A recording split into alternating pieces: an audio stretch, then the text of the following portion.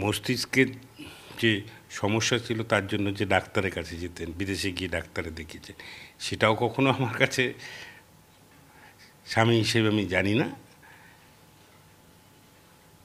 বিদেশে গিয়ে ডাক্তার কোমাটির কাছে চিকিৎসা করাতে গিয়েও যেভাবে অসত্য কথা বলেছে, যে ভদ্রলোকের সঙ্গে ডাক্তারের সঙ্গে আমার পরিচয় না, গেছেন কেন? নিজের মাথার ব্যায়াম দেখাতে। তা মস্তিষ্ক বিকৃতি ওনার, দায়িত্ব তো আমার নয়। তো মিথ্যা কথাটাই বলা রত্নার একটা পেশাদারিত্ব বলতে পারেন।